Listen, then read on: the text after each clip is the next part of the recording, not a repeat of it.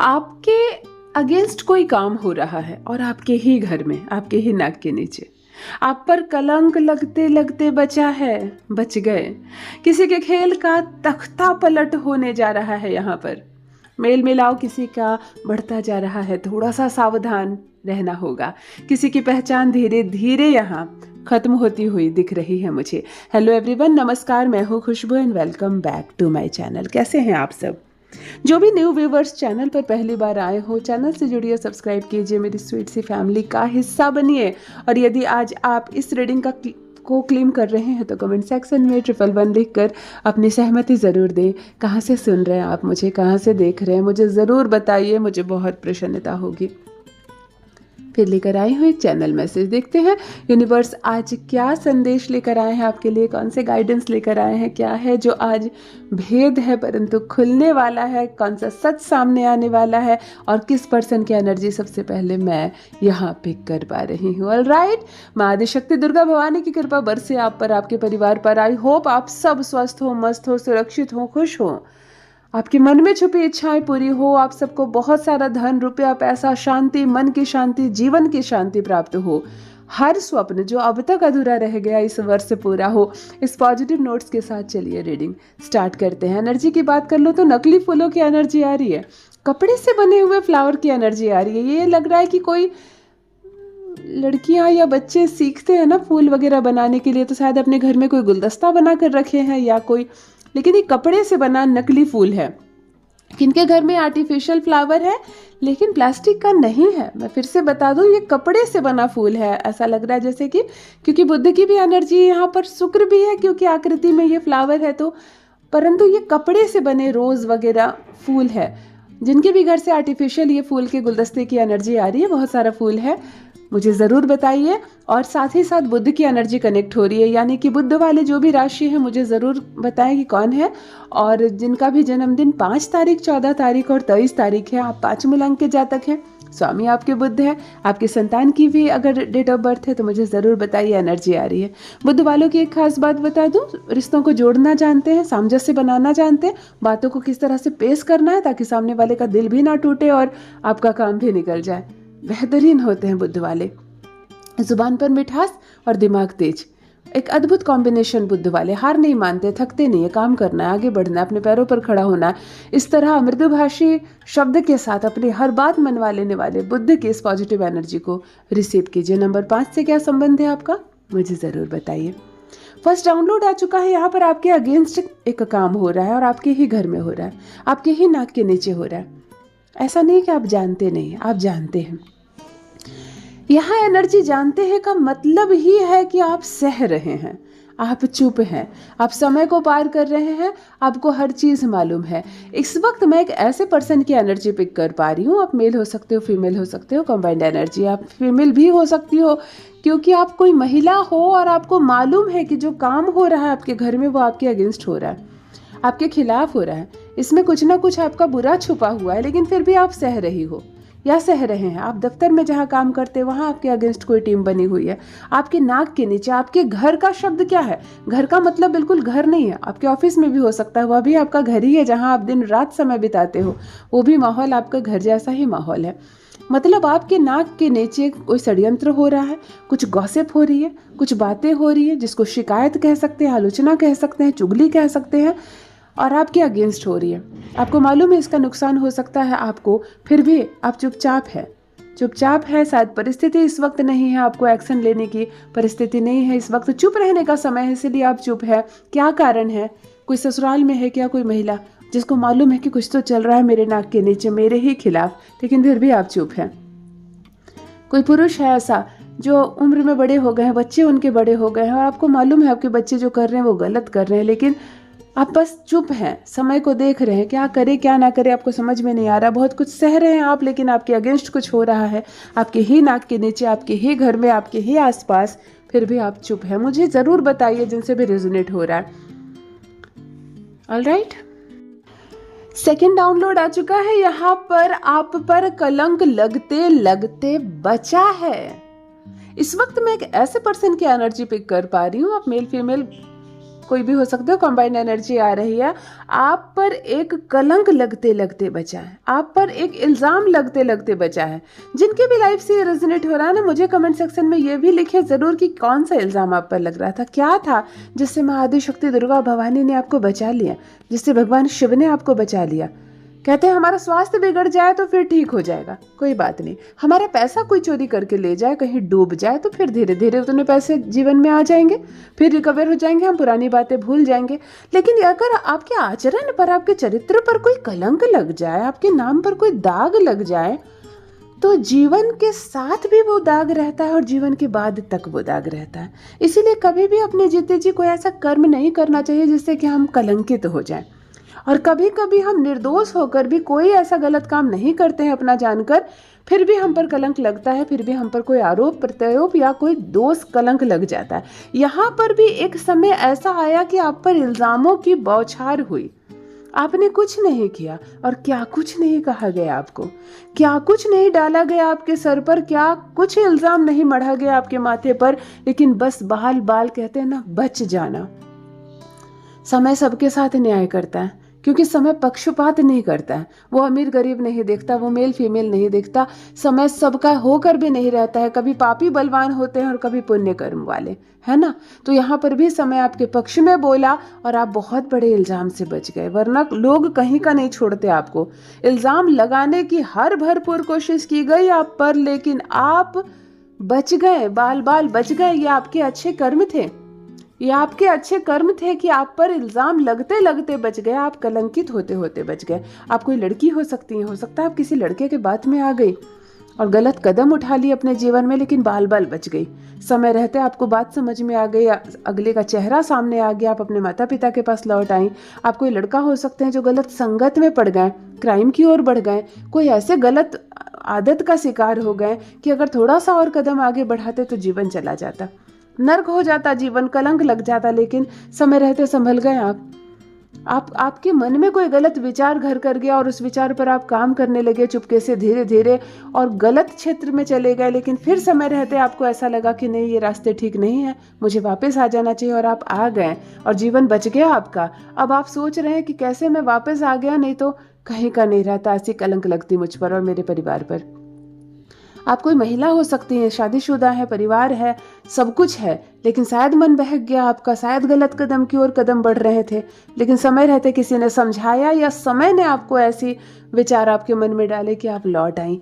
क्या है मुझे ज़रूर बताइए। कलंकित होते होते आप बच गए हैं, एक इल्ज़ाम लग जाता आप पर, हमेशा के लिए नाम खराब हो जाता आपका, हमेशा के लिए छवि खराब हो जाती। शायद कोई इल्ज़ाम आप पर डाला गया, आपने कुछ नहीं किया, हो सकता है इनमें से आपने कुछ नहीं किया, आप पर कोई इल्ज़ाम डाला गया और सब विश्वास भी कर लेते हैं, लेकिन बस बाल बाल बच गए। कुछ सच ऐसा सामने आया कि बस आप कलंकित होने से बच गए। मुझे ज़रूर बताइए कहाँ से एनर्जी आ रही है, कौन इल्ज़ाम डाल रहा था आप पर, या क्या है, क्या सच में आपके कदम बहक गए थे और अब आप वापस से सही रास्ते पर आ गए। ईमानदारी से अपनी बहन के साथ अवश्य साझा करें। देखो, एक टूटी हुई कुर्सी आंखों के सामने आ रही है, लेकिन ये ऑफिस चेयर है, ऑफिस चेयर है, ये कोई घर में बैठने वाली लकड़ी की कुर्सी नहीं है, हाइड्रोलिक वाला होता है ना चेयर, लेकिन इसकी कंडीशन बहुत ही ख़राब हो गई है। जिस पे आराम करते, पीछे जिस पर बैठते हैं और जिसके पीछे हम आराम के लिए होता है, वो भी टूट चुका है आपका, ढीला हो गया, हिल रहा है। दो तरफ जो हैंडल होते हैं उसके स्क्रू पूरे ढीले पड़े, दोनों हैंडल गिरे पड़े हैं, मतलब हिल रहे हैं। हाइड्रोलिक का जो इसका पाँव है वो भी डेंजर है, कब कौन बैठेगा इस पर और गिर जाएगा। और आपके घर में ये कुर्सी क्या कर रही है? देखो, कुर्सी क्या होती है, हमारा पद स्थान होता है। बहुत लोग कहते हैं ना कि पढ़ लिख कर कुर्सी पकड़ो, है ना, कुर्सी हासिल करो। कुर्सी मतलब सम्मान, कुर्सी मतलब श्रेष्ठता, सफलता, हमारा पद। और देखो इसकी कंडीशन कैसे रखी है आपने, या तो इसको फेंक दो, या तो इसको बनवा लो, ठीक करवाओ, बेच दो, इसको नई ले आओ, परंतु ऐसे अवस्था में मत रखो घर में, फिर भी बैठ ही जाते हो आप, लगता है इस पर कभी ना कभी। इसकी कंडीशन बहुत ख़राब है कि टूटी हुई कुर्सी आंखों के सामने आ रही है। कितनी भी मेहनत आप करोगे, अंततः शून्य हो जाएगा सब कुछ, अंततः शून्य हो जाएगा आपका सब कुछ। आपको नहीं करना है ये, इससे बचना है, इस चीज़ को हटाओ। और किनके घर का ये कुर्सी मुझे दिख रहा है टूटी फूटी अवस्था में, लेकिन ऑफिस चेयर, ऑफिस चेयर नहीं भी होगा फिर भी ये हाइड्रोलिक वाला कुर्सी है, वो घर में बैठने वाला लकड़ी वाला कुर्सी नहीं है ये। मैं आपको बता दूं, जिनके भी घर का आ रहा है मुझे कमेंट में लिखकर ज़रूर बताएं। ऑलराइट, नेक्स्ट डाउनलोड देख लेते हैं। किसी के खेल का तख्ता पलट होने वाला है। देखो, समय सबका एक समान नहीं रहता है ना, समय सबका बदलता रहता है। समय बदला, कोई खेल खेल रहा था आपके साथ, लंबे समय से खेल रहा था आपके साथ, आपके मन के साथ, दिल के साथ, आपके विश्वास के साथ खेल रहा था, लेकिन अब तख्ता पलट होगा, अब तख्ता पलट होगा। ये जो आपका आलोचक है, आपका दुश्मन है, जो खेल खेल रहा है आपके साथ, उसकी छवि बहुत मजबूत है। वो कुटिल है, कुटिल है, मुस्कुराता है। महिला भी हो सकती है, बहुत कुटिल, बहुत चतुराई, लेकिन उसका ऑरा इतना मजबूत है कि वो जब भी कोई काम करता है या करती है सफल हो जाते हैं, उसमें सफल हो जाते हैं। आप पर भारी पड़ने वाला ऑरा है उसका, लेकिन अब जाकर उसका तख्ता पलट हो रहा है। अब उसका खेल उसी पर भारी पड़ रहा है। ये आपके परिवार की हो सकती है, परिवार का हो सकता है, आपके आसपास का हो सकता है, आपका मित्र, आपका शत्रु, आपका दुश्मन, कोई आपका रिश्तेदार हो सकता है, आपका बहुत करीबी भी हो सकता है, बहुत ज़्यादा करीबी। लेकिन अब उसका खेल नहीं चलने वाला है। तख्ता पलट समय नहीं करता, तख्ता पलट धीरे धीरे उसके खुद के कर्म ही करते हैं। एक समय आता है जब तूती बोलती है इंसान की, और एक समय आता है जब खाक में मिल जाता है। ये वक्त है, किसी का होकर नहीं रहता। कभी भी गुरूर, कभी भी घमंड नहीं करना चाहिए, और दूसरों के साथ खेल नहीं खेलना चाहिए, क्योंकि जो दूसरों के साथ खेलते हैं एक दिन तमाशा खुद की जिंदगी बन जाती है उनकी। कौन है जो आपके साथ खेल रहा था, लेकिन अब तमाशा उसका खुद का बनता जा रहा है। जिनसे भी रेजोनेट हो कमेंट सेक्शन में लिखकर ज़रूर बताएं।